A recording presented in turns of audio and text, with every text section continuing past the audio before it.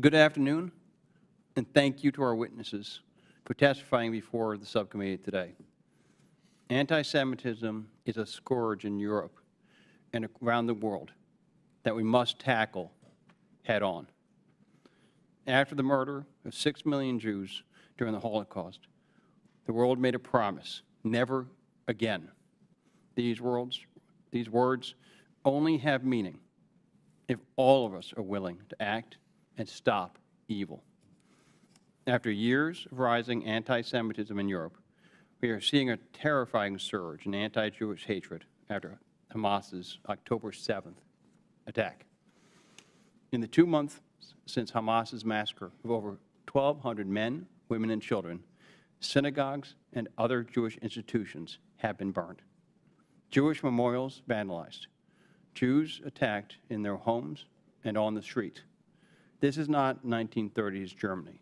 This is Europe in 2023.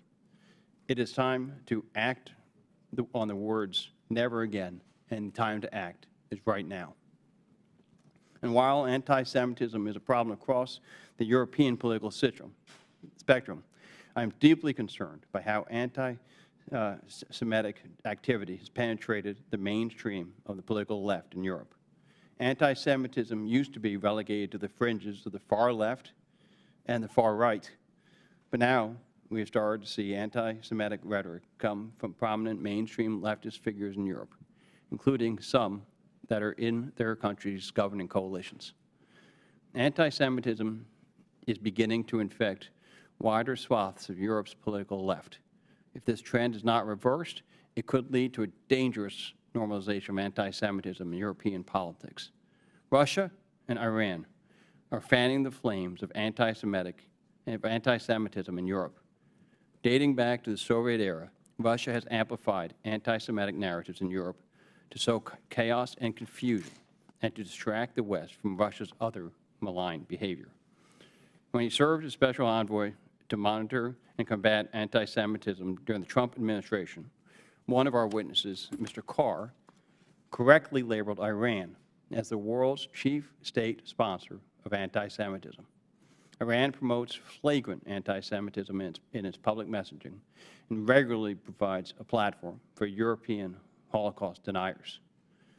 Just like they are working together to destroy Ukraine, Russia and Iran are now working together to inflame anti-Semitism and to sow division.